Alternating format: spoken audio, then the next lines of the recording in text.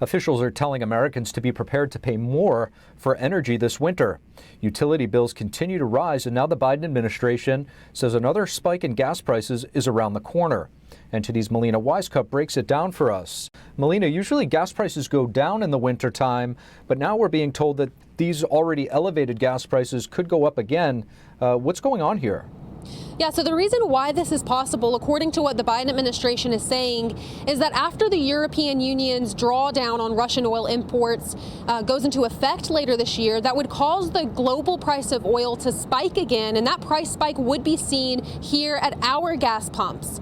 So the question is, how do we avoid this from happening, or at least lessen its impacts?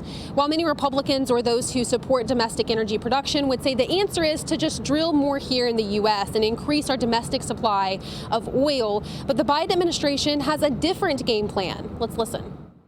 Our price cap proposal is designed to both lower Russian revenues that they use to support their economy and fight this illegal war, while also maintaining Russian oil supplies that will help to hold down global oil prices. The U.S., along with other nations in G7, agreed to cap the price of Russian oil with hopes of stabilizing global oil prices. How effective will it be? I've heard the plan, and I'm really a little confused. That would be like me saying, I want to buy your house, but I'm only going to pay you this much. Russia is still the seller. And so our dictating, well, we won't pay more than that. Their simple answer is, well, we won't sell to you. In addition to gas prices, officials are telling Americans to prepare to pay more for your utility bills in the winter and into next year. Part of this is due to natural gas prices increasing and a mismatch between supply and demand. But natural gas production is going up. Places like the Barnett Shale here in Texas, which have been on decline for the last decade, are starting to see upticks in their production. So everywhere we're starting to see production come online. Notably, our in-ground storage is caught up, and production has come up significantly. So I think that those stratospheric levels aren't going to be achieved. But when they compare their energy bills this year to their energy bills last year, they're going to notice a profound difference. The good news is that natural gas prices are not expected to go up as much as we previously thought a couple of months ago, but federal officials and experts are still telling Americans they should expect to see higher utility bills this winter. Reporting in Washington, D.C., Melina Wisecup, NTD News. A potential massive rail strike on Friday could deal another blow to the U.S. economy. Unions representing freight rail workers say they want higher pay. The 7 unions represent more than 90,000 workers. If they do go on strike, it could bring 40% of the nation's freight to a grinding halt.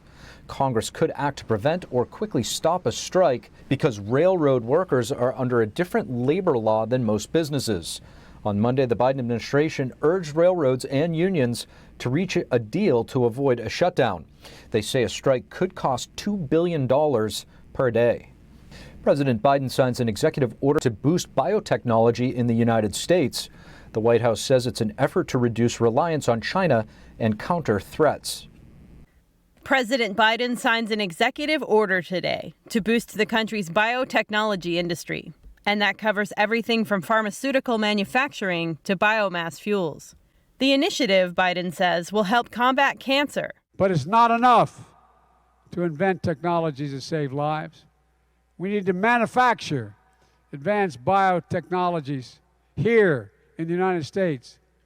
What also prompted Monday's move was China. The White House says China is, quote, aggressively investing in the biotechnology sector, which poses risk to U.S. leadership and competitiveness. And Biden said at an event in Boston on Monday, today's action is going to ensure that America leads the world in biotechnology, so we don't have to rely on anywhere else in the world. Here in America it will be made. China dominates the global production of active pharmaceutical ingredients for generic drugs. And U.S. lawmakers have flagged that as a national security risk. Meanwhile, Biden signed an executive order last month to boost domestic chip production, also aimed at competing with China. Folks in China and others think we're a spent economy.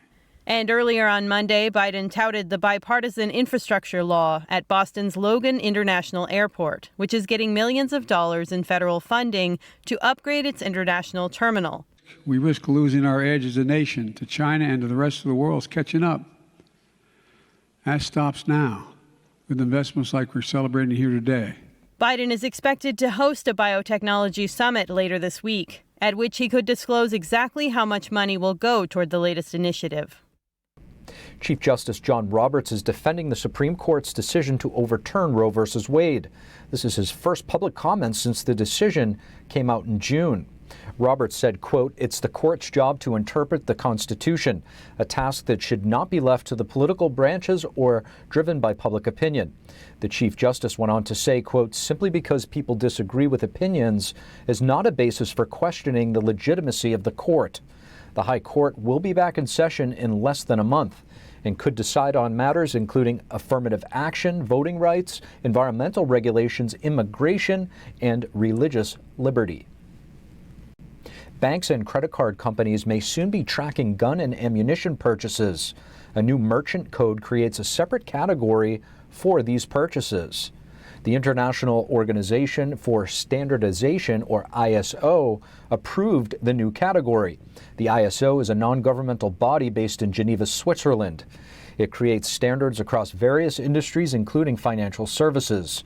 New York-based Amalgamated Bank was one of the first banks to request the new code from ISO. Its president says the new code will help them, quote, "report suspicious activity and illegal gun sales to authorities without blocking or impeding legal gun sales." Critics of the code say firearm purchases are not necessarily suspicious. The new code means gun purchases made with a credit card can now be tracked and flagged as suspicious. On top of this, the FBI may be using a new tactic to get people to renounce their Second Amendment rights. We had a chance to speak with Luis Valdez, director of Gun Owners of America in Florida. Here's a look. Luis Valdez, thank you so much for joining us on the Capitol Report. It's a pleasure to be here. I'm always honored to be on your show.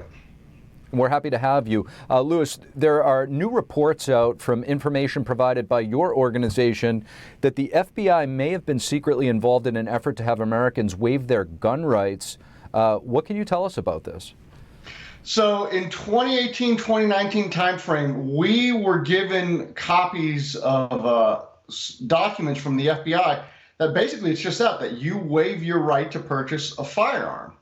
Now, through our own internal investigations, we did a Freedom of Information Act request, and it turns out that this is true. What the FBI has been doing is they have been going to individuals that they were investigating for social media posts or things of that sort. And basically they were presenting them the form and saying, hey, look, if you sign here, this all goes away, but you can't purchase a firearm. You basically make yourself a prohibited person through the NICS check system, the National Instant Criminal Check System, which we've been vehemently opposed since the very beginning, because 95% of the initial denials are false positives, individuals that are completely law-abiding, but as you know, the federal government, through their bureaucracy and their failures of bureaucracy, blacklist Americans to purchase firearms.